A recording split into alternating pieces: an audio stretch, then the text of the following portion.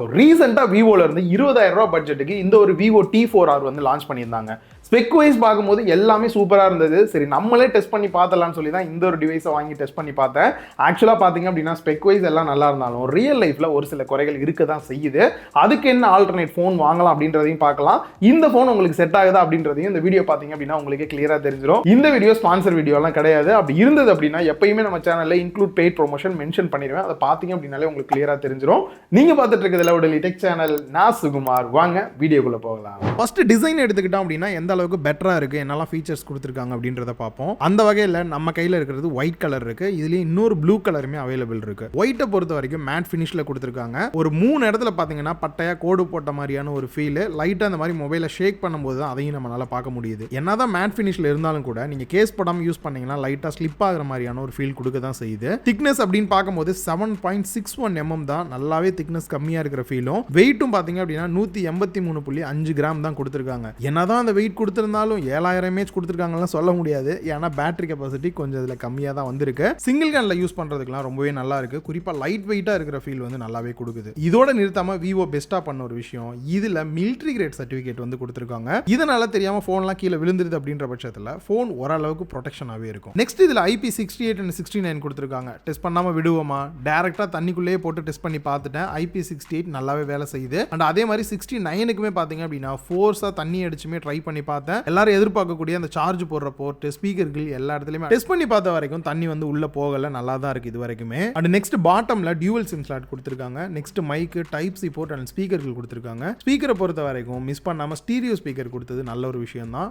நல்லாவே சவுண்ட் லவுடரா இருக்கிறதையும் என்னால ஃபீல் பண்ண முடிஞ்சது. அண்ட் டாப்ல நாய்ஸ் கேன்சலேஷன் மைக் கொடுத்திருக்காங்க. ரைட் சைடுல volume rocker key and power button கொடுத்திருக்காங்க. நெக்ஸ்ட் டிஸ்பிளேக்கு வந்தோம் அப்படின்னா 4 சைடுமே அந்த கர்வா இருக்கிற மாதிரியான டைப்ல தான் கொடுத்திருக்காங்க. குவாட் கர்வ்ல பார்க்கிறதுக்கு அந்த பெசல்லாம் மினிமமா இருக்கனால நல்ல ஒரு ஃபுல் வியூ டிஸ்ப்ளேவே கிடைச்சது. அந்த டிஸ்ப்ளேயோட சைஸ் அப்படின்னு பார்க்கும்போது 6.77 inch full HD plus AMOLED display. அதுவும் 10 பிட் டிஸ்ப்ளே வந்து யூஸ் பண்ணிருக்காங்க. அந்த ரிஃப்ரெஷ் ரேட் அப்படின்னு வரும்போது 120 Hz இருக்கு. ஆட்டோ செட் பண்ணிட்டு செக் பண்ணி பார்க்கும்போது 60, 90, 120 Hz வரைக்குமே சேஞ்ச் ஆகிறத பார்க்க முடியுது. நீங்க ஆட்டோ செட் பண்ணி யூஸ் பண்ணாலுமே ஸ்மூத்னஸ் வந்து பெட்டராவே இருக்கு. ஸோ HDR10+ கொடுத்திருக்காங்க. PWM டிம்மிங்குமே கொடுத்திருக்காங்க. கொஞ்சம் லோ லைட்ல எல்லாம் ஃபோன்ஸ் யூஸ் பண்றீங்க அப்படின்றவங்களுக்கு ரியலாவே இது கொஞ்சம் ப்ரொடெக்ஷனாவே இருக்கும் கண்ணுக்கு. நெக்ஸ்ட் ஸ்கிரீன் ப்ரொடெக்ஷனை பொறுத்த வரைக்கும் டைமண்ட் ஷீல்டு கிளாஸ் அப்படின்னு சொல்லியிருக்காங்க. பட் எக்ஸாக்டா இது எந்த அளவுக்கு இருக்குன்னு பார்க்கும்போது மிலிட்டரி கிரேட் சர்டிஃபிகேட்லாம் கொடுத்திருக்கனால கொஞ்சம் பெட்டரான கிளாஸ் தான் போட்டிருப்பாங்கன்னு நம்பலாம். நெக்ஸ்ட் பீக் பிரைட்னஸ் அப்படின்னு பார்க்கும்போது 1800 nits வந்து யூஸ் பண்ணியிருக்காங்க. ஸோ இன்டோர் அவுட்டோர்ல ரொம்பவே சூப்பரா இருக்கு. அண்ட் டைரக்ட் சன்லைட்லயுமே ஓரளவுக்கு நல்லாவே மேனேஜ் பண்ணுது. நெக்ஸ்ட் ப்ராசஸர் அப்படின்னு வரும்போது கொஞ்சம் திங்க் பண்ணி நீங்க வாங்க வேண்டிய இடம் தான் இது. மீடியாடெக்கோட டிமென்சிட்டி 7400 வந்து யூஸ் பண்ணியிருக்காங்க. ஆல்மோஸ்ட் இதே பிரைஸ் ரேஞ்சில் வரக்கூடிய பல போன்ஸ்ல பாத்தீங்க அப்படின்னா இதே ப்ராசஸர் தான் வந்து யூஸ் பண்ணிருக்காங்க. And synthetic bench mark test பண்ணி பார்த்ததுல AnTuTu ஸ்கோரை பொறுத்த வரைக்கும் 6 lakhs above வந்திருக்கு. அண்ட் கீக் பெஞ்சை பொறுத்த வரைக்கும் சிங்கிள் கோர் வந்துட்டு 1063, மல்டி கோரை பொறுத்த வரைக்கும் 2951 வரைக்குமே கிடைச்சிருக்கு. CPU த்ராட்லிங்கை பொறுத்த வரைக்கும் 66% தான். அண்ட் வைல்ட் லைஃப் எக்ஸ்ட்ரீம்ஸ் டெஸ்ட்டை பொறுத்த வரைக்கும் 99.6% வரைக்கும் வந்திருக்கு. அண்ட் நான் டெஸ்ட் பண்ணி பார்த்த இந்த ஒரு மொபைல் பாத்தீங்க அப்படின்னா 12GB RAM 256GB internal storage இருக்கக்கூடிய டிவைஸ் தான். டெய்லி யூஸ் அப்படின்னு வரும்போது கூட மல்டி டாஸ்கிங் நிறைய ஆப்ஸை ரெகுலரா யூஸ் பண்ணாலும் கூட லேக் இருக்கிற மாதிரி இல்ல.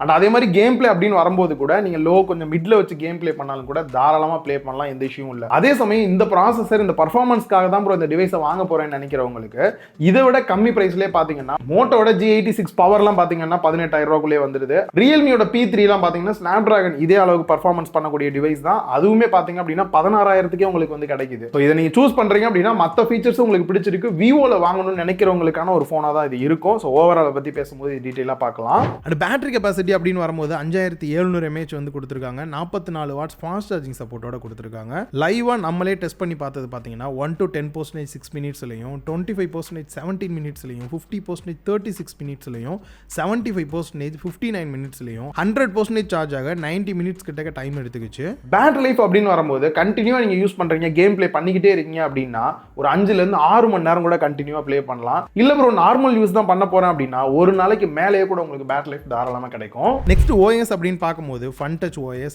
Android 15 பேஸ் பண்ணி ரன் ஆகிற மாதிரி கொடுத்துருக்காங்க. லாஸ்ட்டாக ஜூலை 25 வரைக்குமே அப்டேட்ஸ் வந்திருக்கு. இவங்க ப்ராமிஸாக சொல்லக்கூடிய அப்டேட்ஸ் அப்படின்னு பார்க்கும்போது 2 வருஷம் ஆண்ட்ராய்டு அப்டேட்டும் 3 வருஷம் செக்யூரிட்டி பேட்ச் அப்டேட்டுமே கொடுக்குறாங்க. நெக்ஸ்ட் இந்த ஃபோனோட ஒரு மிகப்பெரிய குறையா பார்க்கறது தேவையில்லாத ப்ளோட்வேர்ஸ் 10க்கு மேலே இன்ஸ்டால் பண்ணி வச்சிருக்காங்க. அண்ட் அது மட்டும் இல்லாமல் தெரியாமல் கிளிக் பண்ணாலே எக்கச்சக்கமான ஆப்பை வந்து சஜஸ்ட் பண்ணுற மாதிரி இந்த ஹாட் ஆப்ஸ் ஹாட் கேம்ஸ்லாம் கூட கொடுத்துருக்காங்க. அது எல்லாத்தையும் அன்இன்ஸ்டாலோ டிசேபிளோ நம்மளால பண்ண முடியும். பட் கொடுக்காம இருந்தால் இன்னும் கொஞ்சம் பெட்டராக இருந்திருக்கும். ஏஐ ஃபீச்சர்ஸ் அப்படின்னு பார்க்கும்போது இந்த சர்க்கிள் டு சர்ச் இதெல்லாம் இப்போ நார்மல் ஆயிருச்சு.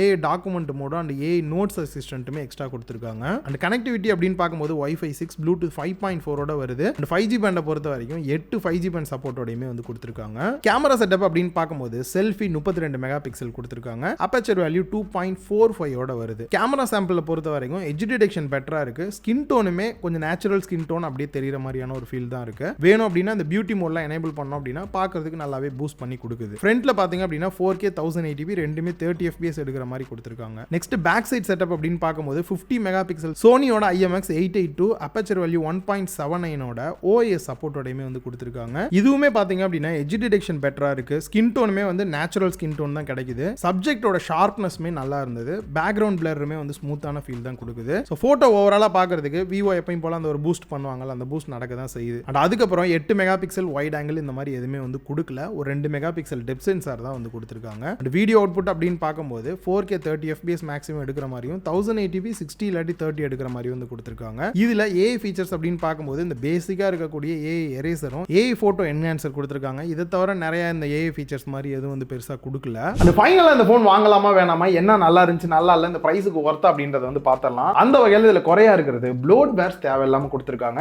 அண்ட் இந்த அல்ட்ரா வைட் ஆங்கிள் கேமரா மாதிரி எக்ஸ்ட்ரா எதுவுமே கொடுக்காம விட்டது ஒரு குறையா இருக்கு. மற்றபடி பாத்தீங்க அப்படின்னா உங்களுக்கு பர்ஃபார்மன்ஸ் வைஸுமே இதே பிரைஸ் ரேஞ்சில் வர ப்ராசர் தான் யூஸ் பண்ணியிருக்காங்க. அந்த டிஸ்பிளேயோட குவாலிட்டி வைஸுமே நல்லா இருந்தது. டிசைன் வைஸுமே IP68 69 மிலிட்டரி கிரேட் கொடுத்ததுமே நல்ல ஒரு விஷயமா தான் இருக்கு. பேட்டரி லைஃப்மே நல்லா இருக்கு. கேமரா அவுட்புட்டுமே பெட்டரா தான் இருந்தது. ஆக்சுவலா பாத்தீங்கன்னா உங்களுக்கு எல்லாமே வந்து போன்ல பக்காவா இருக்கணும். சப்போஸ் பேட்டரி லைஃப் அதிகமாக கொடுத்து பர்ஃபார்மன்ஸ் ரொம்ப டவுன் பண்றதோ இல்ல கேமரா ரொம்ப டவுன் பண்ற மாதிரி இல்லாம ஓவராலா ஒரு பர்ஃபெக்ட்டா ஒரு விவோ டிவைஸ் வேணும் அப்படின்னு நினைக்கிறவங்களுக்கான ஒரு நல்ல போனா தான் லான்ச் பண்ணியிருக்காங்க. பிரைஸ் அப்படின்னு பார்க்கும்போது 8GB RAM 128GB ஸ்டோரேஜோட 19,500 பிரைஸ் பண்ணியிருக்காங்க.